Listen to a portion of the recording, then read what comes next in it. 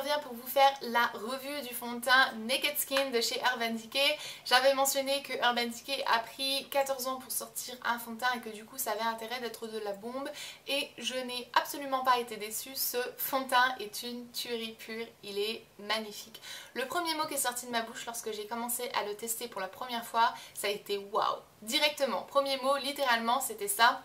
Il a un fini des plus naturels, pas trop humide, pas trop brillant, pas trop mat, pas séchant, pas gras. Il est poudreux sans être trop lourd, trop opaque ou que ça vous donne un résultat qui n'est pas du tout naturel. Il vous donne un effet seconde peau à en tomber par terre. Il est juste, honnêtement le fini est juste magnifique. Donc ça c'est la partie finie. Maintenant pour ce qui est des couleurs, vous avez une sélection assez importante de différentes hauteurs de ton pour vraiment je vais dire combler les besoins de tout le monde selon la carnation qu'on a. Avec ça dit, je tiens à préciser le fait que la plupart des fonds de teint de la gamme sont un peu plus tournés vers les couleurs un peu plus chaudes, c'est-à-dire les sous-tons un peu plus dorés, parce que vous avez des sous-tons dorés, olive, neutres ou rosés. Moi par exemple, j'ai mon corps qui a des sous-tons un peu plus dorés et mon visage a des sous-tons un peu plus rosés. Donc du coup, je fais attention de bien appliquer un fond de teint qui a des sous-tons un peu plus dorés pour avoir une jonction parfaite entre mon cou et mon visage. Parfois on n'y pense pas trop, je vais pas m'étaler sur le sujet, j'ai une vidéo complète sur comment faire pour bien choisir son fond de teint, elle sera listée en partie plus d'informations.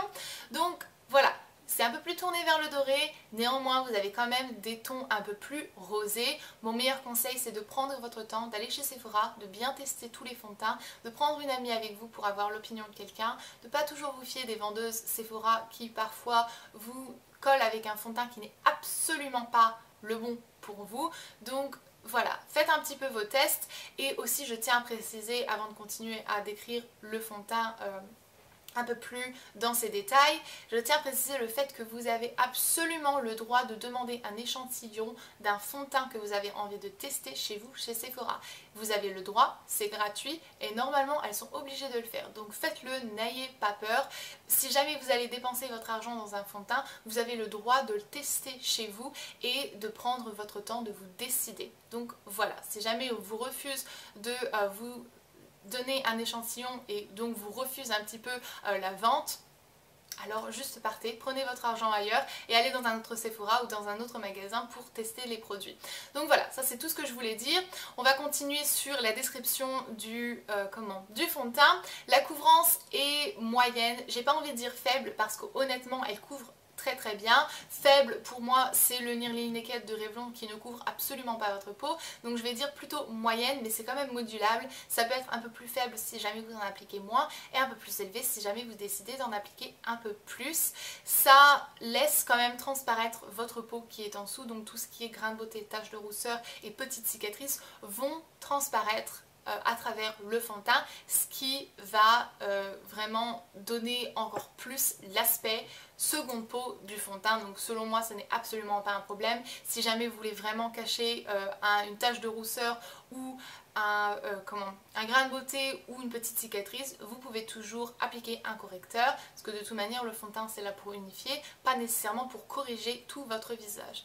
Selon moi, je trouve que c'est le fond de teint qui se rapproche le plus du HD de chez Make Up For Ever, sauf que ce fini là est 1000 fois plus beau selon moi.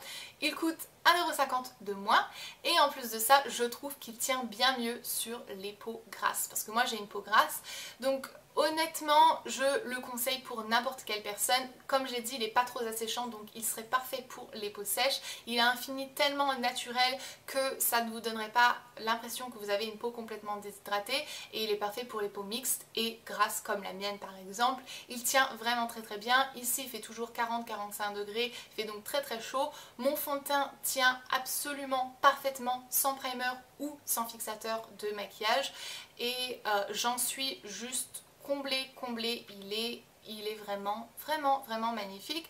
Comment est-ce que je l'applique? Donc sur mon visage propre et nettoyé et hydraté, je prends donc une pompe de ce fond de teint sur mes doigts, je le place à certains endroits de mon visage et ensuite je prends mon pinceau, donc exactement de la même marque qui est Urban Decay, et c'est le Optical Blurring, et ensuite je viens donc fondre mon fond de teint dans ma peau en faisant des petits mouvements circulaires, ce qui va donner encore en plus un aspect plus naturel et un peu photoshopé.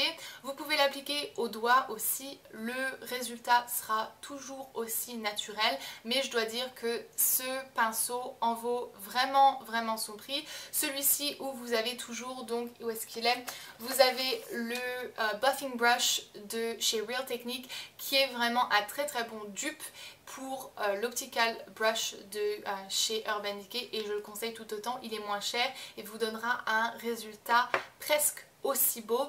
Je vais dire que celui-ci est quand même mieux, mais honnêtement celui de Real Technique est aussi magnifique. Donc ça c'est un petit peu comment est-ce que je l'applique. Ensuite bien sûr j'applique mon correcteur pour mes cernes et si jamais il y a 2-3 cicatrices que j'ai envie de couvrir, et ensuite je poudre de temps en temps, parfois je ne poudre pas. Si jamais j'ai pas appliqué trop de correcteur, alors je ne poudre pas, je poudre si jamais j'ai appliqué du correcteur parce que j'ai pas envie qu'il se barre. Et ensuite je mets mon blush, mon bronzer, et voilà, il est honnêtement magnifique. Comme je l'ai dit, si jamais ma revue ne vous satisfait pas, si jamais vous voulez voir pour vous-même, allez chez Sephora, demandez un échantillon et je pense que vous en serez parfaitement satisfaite. Une petite chose que je tiens à préciser, c'est pour les personnes qui ont une acné assez forte et beaucoup de boutons à camoufler, c'est peut-être pas le fond de teint pour vous parce que comme je l'ai mentionné, il a une couverture plutôt moyenne et du coup ça vous forcerait de revenir avec votre correcteur et en appliquer partout sur votre visage. Donc c'est peut-être pas le meilleur fond de teint pour vous. Si jamais vous voulez une couverture un peu plus importante avec un fini toujours assez naturel, je vous conseille plutôt le Matte Velvet Plus de Make Up For Ever qui est toujours dans la même sélection de prix. Je crois que c'est un truc comme 34 ou 35 euros. Donc voilà. Naked Skin de chez Urban Decay, une tuerie, je le recommande à n'importe quelle personne. Je pense aussi qu'il sera parfait pour les peaux un peu plus matures. Et voilà. Sublime, j'ai rien de plus à dire, il est magnifique. Donc moi je vais vous laisser maintenant, je vous fais de gros bisous, j'espère que cette vidéo vous a été utile si jamais vous aviez envie de tester ce fond de teint là. Au fait j'ai la couleur 3.5 si jamais ça vous intéresse. Donc voilà, enfin je vais vous laisser, gros bisous et prenez grand soin de vous-même, jusqu'à ma prochaine vidéo, bye.